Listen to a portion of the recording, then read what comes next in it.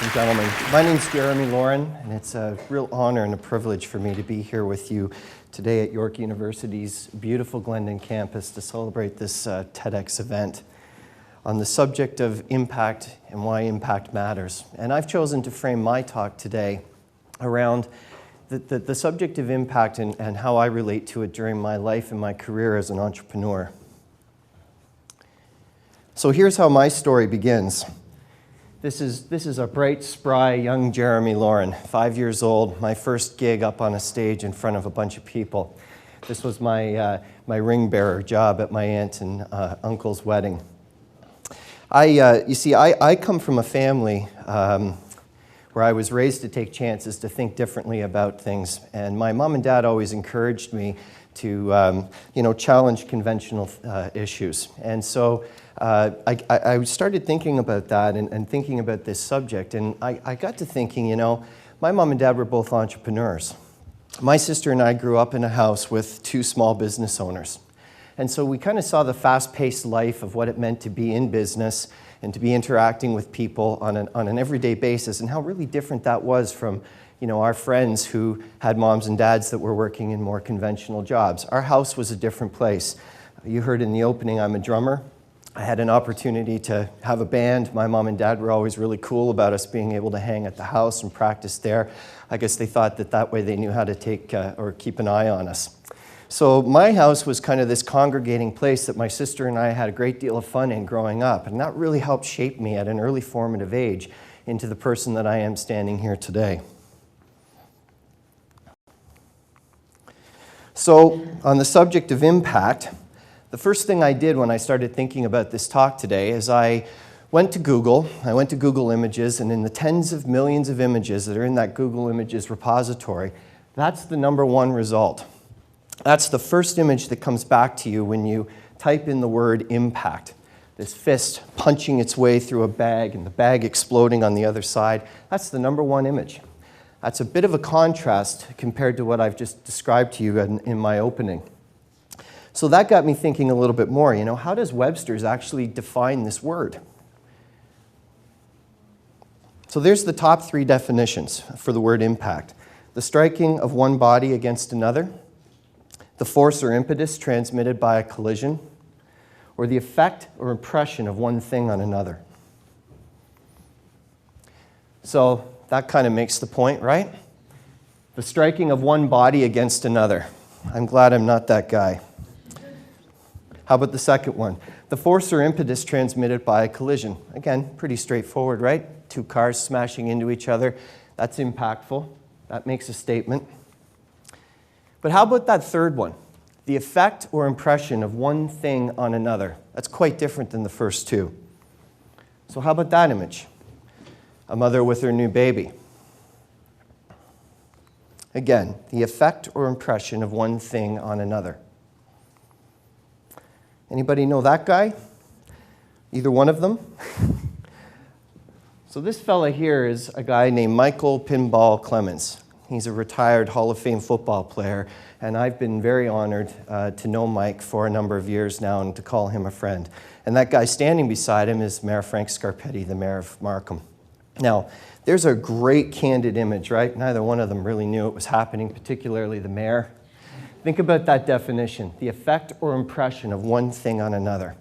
Now, how I opened my slide deck today, that great image of me, or I humbly think that great picture of me at 5 years old, and that image, that relates to me. And that particular definition of the word impact relates to me. So I'm here to talk about my journey, my life as an entrepreneur, and how impact mattered to me in that journey. I was a part of 3 software companies that I had a hand in either founding or growing.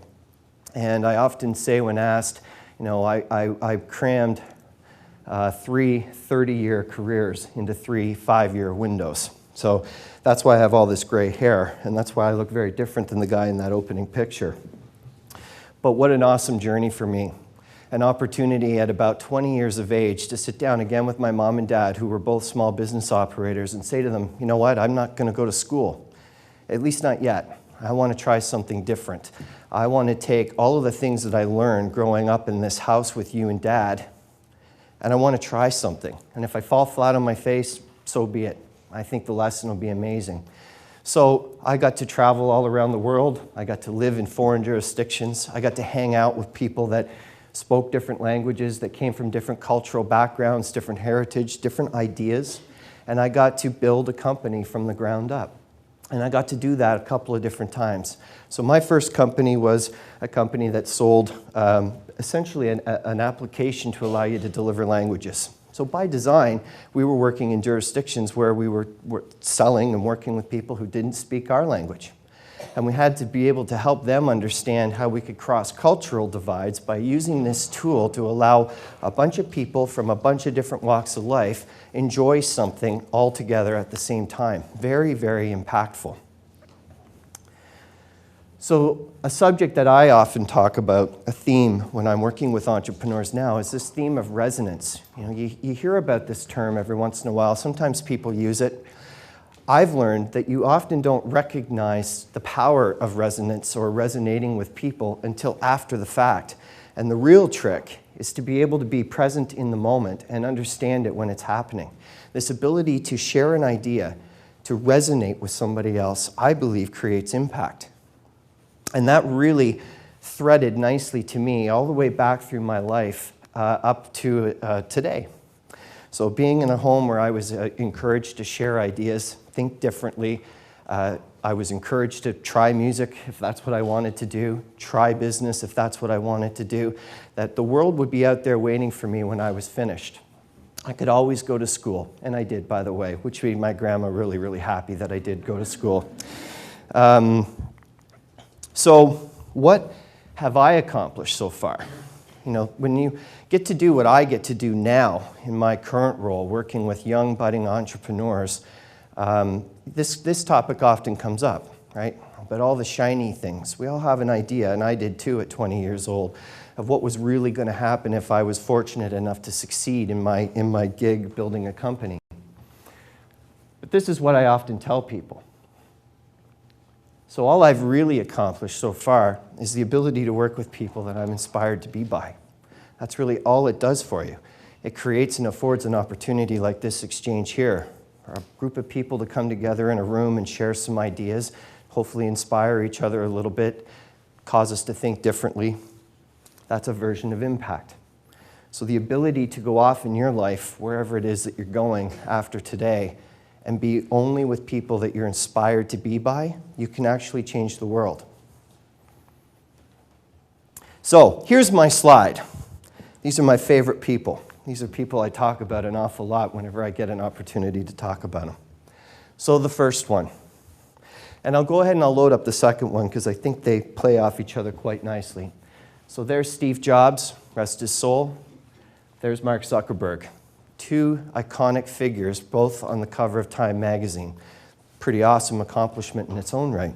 Certainly says something, right? Steve, a little more gray hair. Thank you, Steve. I feel better about mine when I look at you like that. And Mark.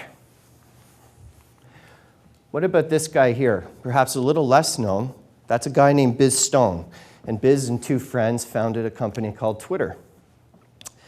So they took this notion of being able to text people with 140 characters on a cell phone and deliver it through a social medium. Now look at these three faces for a minute and think about what we've all experienced in recent world events over the last couple of years. Everyday people rising up against corrupt governments, changing the world through a social feed, an iPhone, and a Facebook connection. That's pretty powerful stuff, and it certainly makes the point that we're all here today to celebrate on impact. How about this guy here? Now, he's smiling here. I remember when Bill Gates released Windows 95 on a stage like this, and the thing crashed in front of all their shareholders. He didn't look like that then. But he does here because at this point in his life, he's with his wife, and he's dedicating most of his time to his charitable foundation. He's traveling around the world now with the wealth that he was fortunate enough to be able to create to change the world. And he's doing it in a way that impacts the world for good. Remember this fella? A bunch of us didn't know Sean Parker until we saw The Social Network. At least I didn't. I knew there was this Napster thing. I knew there was a guy who disrupted the entire music industry, and he did it while he was still in a dorm room in university. But if we watch The Social Network, we understand that perhaps an additional piece of Sean's genius is that he recognized something in that guy up there, Mark Zuckerberg. He recognized the disruptive opportunity that Facebook actually represented to change the world, and he got together with him and helped him build it. But in addition to that, he disrupted an entire industry by changing the way we download and enjoy music. And finally, this one here to end on a Canadian theme. For those of you who don't know who this is Tom Jenkins. Tom is the executive chair of OpenText. OpenText is Canada's largest software company. It's a $1 billion a year publicly traded company that a little over 20 years ago didn't exist. And it has a thread and a connection to academia. Places like this, where people come together to think and share ideas, spawn and create these great kind of entrepreneurial leaders who go out and change the world. And Tom, who I've had an opportunity to hear speak on a number of occasions, is passionate about the Canadian pursuit of the entrepreneurial dream and how you can actually change the world by doing something for good. And he has a huge responsibility.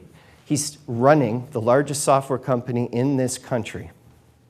So these are 6 of my iconic figures that I think have made a significant impact, a significant contribution, and they're inspiring to me, and I hope some of this is inspiring to you as well. So here's some fun. Again, when you get to mentor and work with young budding entrepreneurs, what typically comes up is, what tips can you give me? What can you share with me to help me understand what rabbit holes to avoid and how I can be successful quicker and not stumble and fall, because we all recognize that failure is probably where we learn the most. This used to be 10, but I had to pare it down a little bit. And it's changed over the better part of 20 years, but I keep updating it as I go along, and I learn things from different smart people like, those guys on the previous slides. So the first one is focus, focus, focus, all right? Number 2, don't fall victim to your own BS. Entrepreneurs, guys like me, are typically change the world guys, sometimes a bit arrogant, sometimes big thinkers, a little bit hard to rein in and control. They didn't want a job for a reason.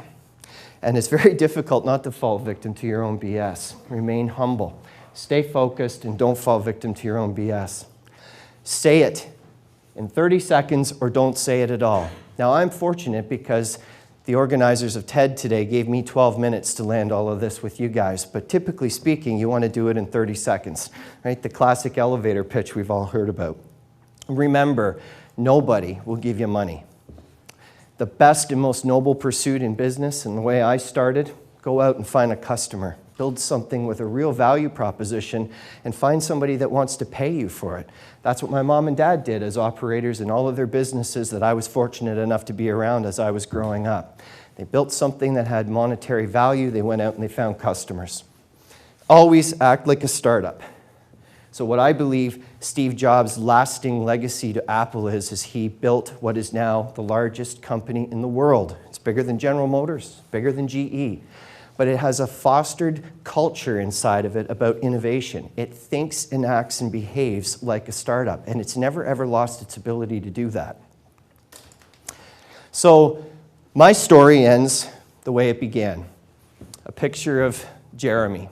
A good fitting bookend for my talk with you.